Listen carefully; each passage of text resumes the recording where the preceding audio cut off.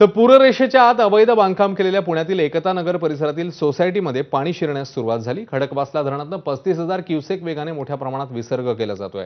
घाटमाथ्यावरील पाऊस थांबत नसल्याने विसर्ग आणखी वाढण्याची शक्यता आहे।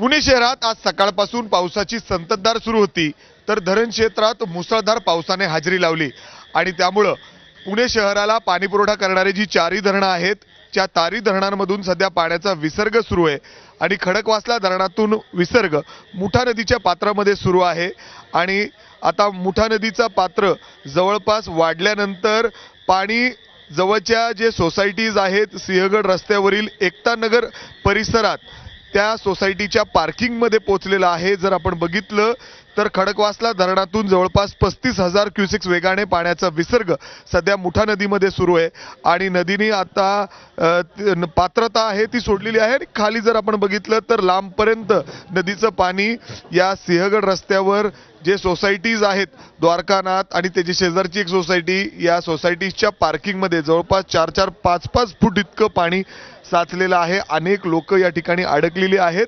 आता जर आपण बघितलं तर या ताई म्हणजे मदतीसाठी अपेक्षा करतायत, मात्र पालिकेचे अधिकारी कुणीही पोचायचा प्रयत्न त्यांच्यापर्यंत करत नाहीये किंवा त्यांना मिळत नाहीये।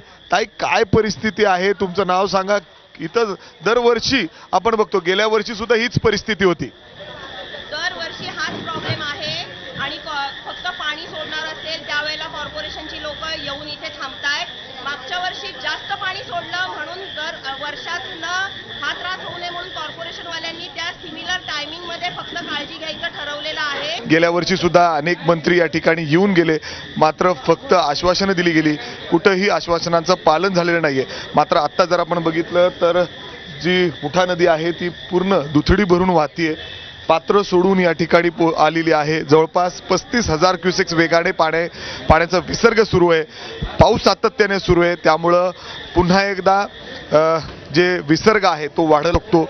इथं ज्या पद्धतीने आपण बघतोय, पलीकडे मी जर दाखवायचा प्रयत्न केला तर बरेच लोक या ठिकाणी अजून सुद्धा बाहेर उभे आहेत। काही लोकांना बाहेर रेस्क्यू करण्यात आलेला आहे, मात्र अशा पद्धतीने तासनतास लहान मुलं, महिला या ठिकाणी अडकून पडलेले आहेत। 5-5 फूट इतकं पाणी सध्या या पार्किंगमध्ये पाहायला मिळतंय। कॅमेरामॅन अमोल गवाळेसह मी मिकी घई, एबीपी माझा। संगमनेर मधल्या कीर्तनावरून राज्यात वाद उफाळला। संग्राम